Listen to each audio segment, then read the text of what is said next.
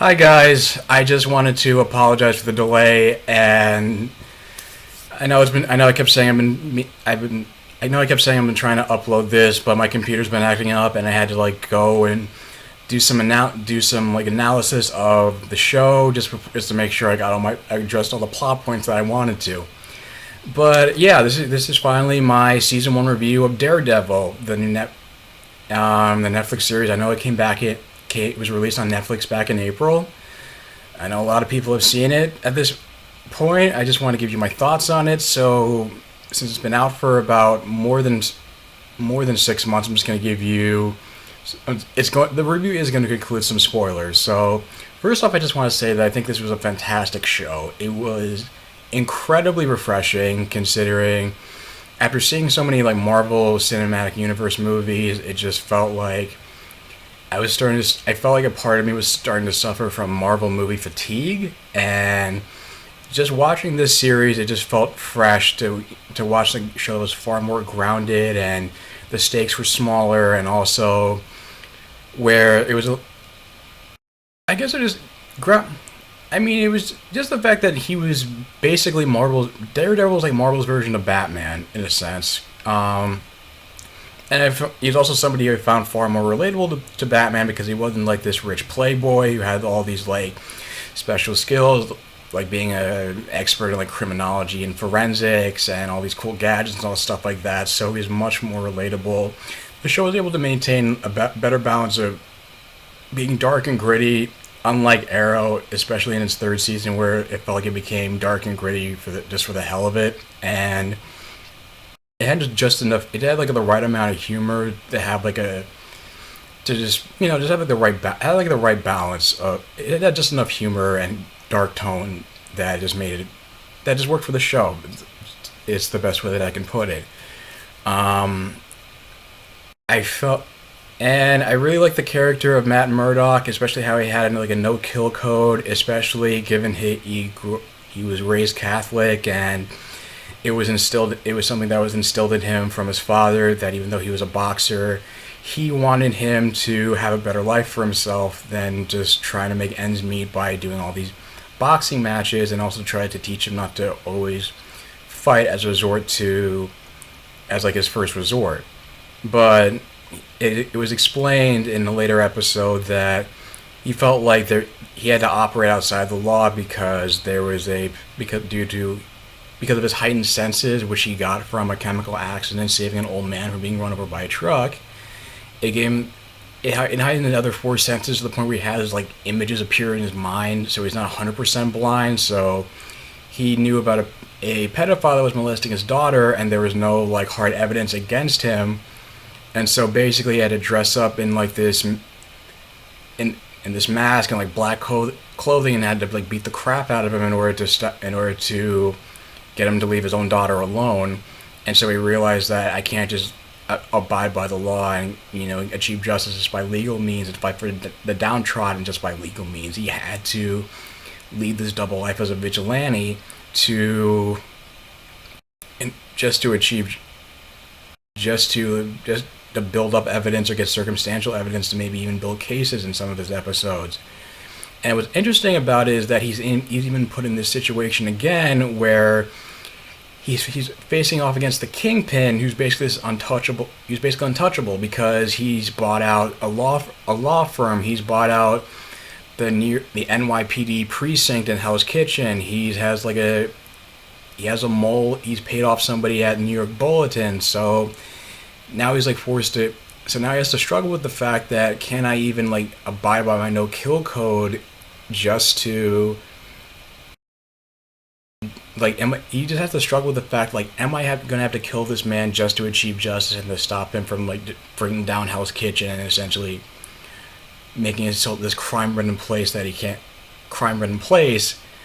And it's especially a big struggle for him because it's pointed out that Jack Murdock and Matt Murdock are known for having violent streaks inherently, or at least that's how the show portrays it. So he's known to being hot-headed, and he even has the struggle where it's he's even tempted to kill the Kingpin when he has to when he meets him face to face, and he almost gets beaten to death by the Kingpin because he uses his size. He uses like size to his advantage, and he has body armor, and he has some fight. He has some also fighting abilities, obviously, and he has to, he goes to the local preacher, to express it to as who he goes to as a confidant, and someone who allows him to try to find some inner peace of what he's doing while he's working at this law firm, which he's not. He just opened up. He's not making much money with his best friend from college, Foggy Nelson. They originally worked at this law firm that was more like very corporate. They would have made more money, but they were also like very shady, very shady and morally corrupt. So Murdoch convinced him to leave and start their own practice. And one of the first clients was a woman named Karen Page, who was being framed for murder because she uncovered an embezzlement scandal at her company, United Allied, and by Matt Murdock and Foggy Nelson helping her by representing her, as well as Daredevil doing some investigation, they were able to, of course, get her off the hook. And just to repay them, she decides to work as their secretary, and she's the one who pushed it. She's the one who kind of pushes everybody, including Ben Urich, who works at the New York Bulletin, and Foggy Nelson, to do more investigation into the embezzlement scandal and see how it connects to the Kingpin. And Foggy Nelson is somebody who they kind of tease a romance between Foggy and Karen. It doesn't necessarily go anywhere, but he's somebody who does act like a good friend of both Karen and Matt, and he's kind of like like the Tommy Merlin to Matt Murdock's Oliver Queen, just for lack of better comparisons. And it even have like a similar dynamic to which like he always wants to like go out and meet girls and hook up, and you kind of uses blindness as a way to and Matt's natural charm to like do that. Of course, most of the time it doesn't really fall through. It falls through a lot. So, but they even have like a similar episode to where Foggy finds out about Matt's double life, and he's furious at him, and even leaves the firm at one point. But then he starts to understand and then of course he starts to understand like why Matt does what he does, and which is like. And he respects him enough not to say anything to Karen about it, and Matt also convinces him, as well as Karen, not to like go use underhanded tactics to investigate Wilson Fisk, just so they won't end up in his crosshairs, knowing that he's has all these resources and people under his thumb, corrupt cops, etc. And we also have another character who doesn't get as much screen time as I would have liked, named Rosario Dawson, who it seems like she's being set up to be the Netflix Marvel's series equivalent of Agent Coulson from Agents of S.H.I.E.L.D. So, because she finds Matt in a dumpster in the second episode, nurses him back to health. Matt only tells her about his abilities. He doesn't give Rosario Dawson, her character's name is Claire Temple, his name, but she's somebody. But considering he just wears like a makeshift suit and doesn't have any body armor, Claire's the one that has to always nurse him back to health and like stitch him up whenever he gets beat up or overwhelmed by the Kingpin, or he's like fighting somebody like Nobu, who's one of the crime bosses working with the Kingpin, who I'll get to more in a little bit. Like I said, she was only in 5 episodes. I've heard she's supposed to return for Jessica Jones. I haven't gotten that far with Jessica Jones, but I will be on the lookout for her. And also she's supposed to be in Luke Cage series. Now, the Kingpin is somebody I was a little underwhelmed by at first, because he was always this like very shadowy, like intimidating figure who would like kill somebody who found out too much about him, learned about his identity, and he had all these connections with the Russian mafia, the Yakuza, the Triad. And then when you see him in person, he's just this like socially awkward guy who's just going on dates with or like goes on a date with a woman who owns an art gallery named Vanessa, who's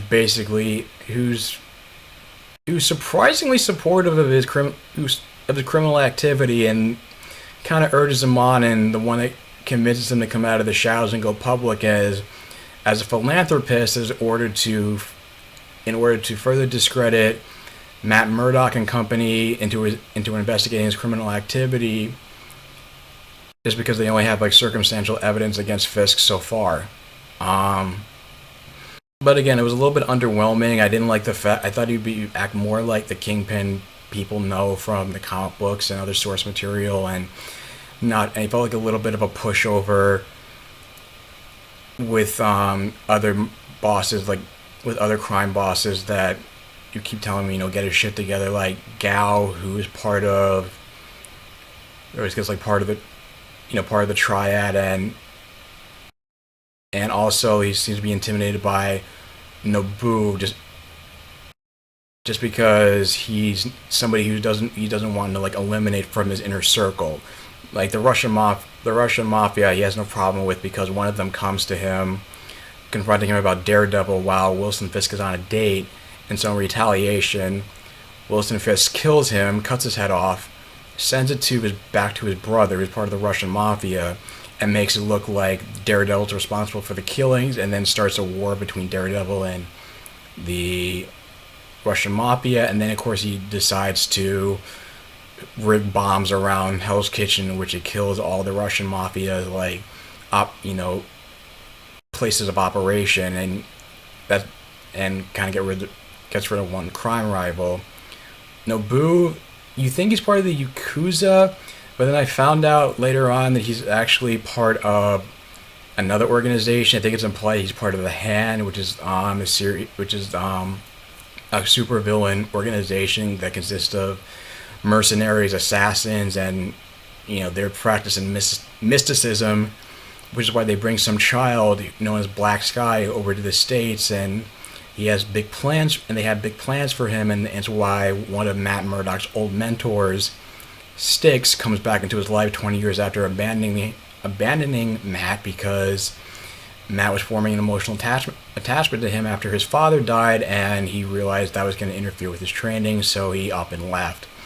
And the fact that Styx was willing to kill the child when Matt Murdock was against it, because he couldn't sense anything anything off about the child, it pissed him off, and basically after he kicked his mentor's ass, he sent him on his way, and and Styx was talking to like a heavily obscure man who he was supposed to be heavily scarred, who was implied to be part of the Chast, who is like an organization that's formed to combat the Hand. So it's implied. So it seems like they're kind of might be setting the scenes for maybe hopefully season 2 of Daredevil. I hope that they show up. If not, maybe more for Gao. He was somebody who seems to have more power and influence than, even though Fisk doesn't report directly to Gao, she's somebody who tells him to like get his act together, and feels like Vanessa, Will Fisk's girlfriend, is a vulnerability, and that she decides to take it upon herself to conspire with Leland, who's like the accountant for all these crime bosses, to poison Vanessa.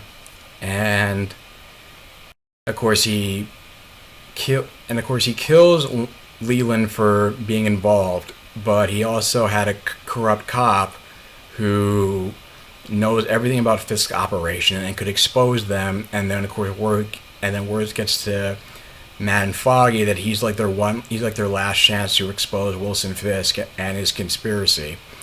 So after dealing with Gao, who apparently has, she's apparently there's more to her than meets the eye. Apparently, I guess she had soup. She looked like she was able to go toe to toe with Matt, and it's implied that the heroin she was making had a steel serpent symbol on it, which is like an Easter egg for Iron Fist. So maybe it looks like there'll be connections to that series. She'll be involved with that, and in terms of like, of course, as Daredevil, Matt's able to find Hoffman, the corrupt cop, and sign it, make a, have him make a confession, and then of course, all of Wilson Fisk and all his co-conspirators are arrested.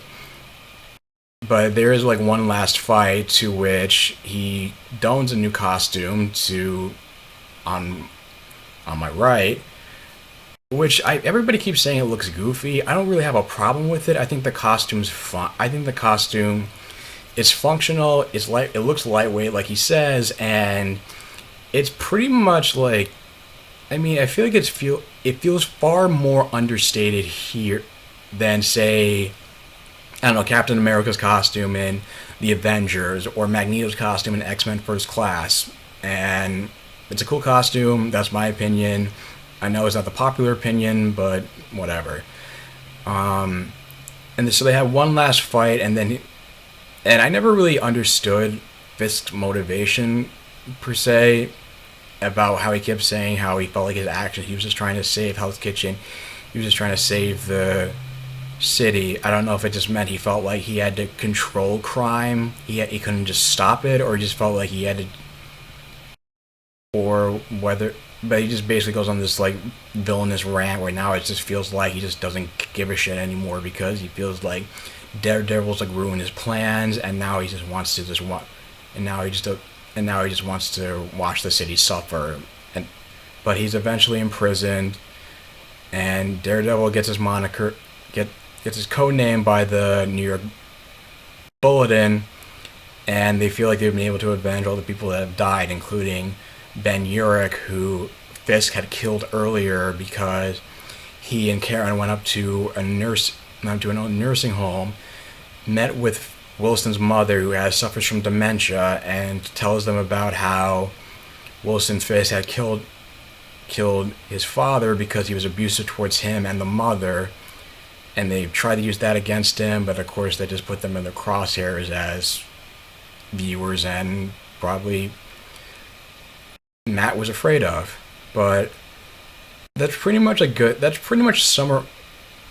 surmises the season one. I think it's a fantastic show. If you're suffering from Marvel movie fatigue, I say check it out. If you're looking for, it's very fresh, gritty. In terms of, I really wish I got to watch this earlier, because in terms of having to rank the superhero programs that came out during the 2014, the 2015 season, it probably from best to worst would have to be The Flash, then Daredevil,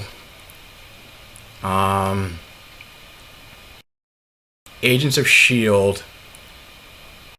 I haven't watched enough of Constantine to make that call, so I'm going to say afterwards, then Arrow, and then Gotham. So Flash Season 1, Daredevil Season 1, Agents of S.H.I.E.L.D. Season 2, Arrow Season 3, and Gotham Season 1, which is just god-awful, and I'll get to that video sometime in the near future. But anyway, is there anything else I didn't get to talk about? Just feel free to leave it in the comments down below. If you like this video, remember to like, share, and subscribe. I'm going to provide an annotation for my Jessica Jones video. I'm going to do a review of the first 4 episodes, and provide an annotation to my reaction video to Independence Day Resurgence. So I'll check you guys later. Take care.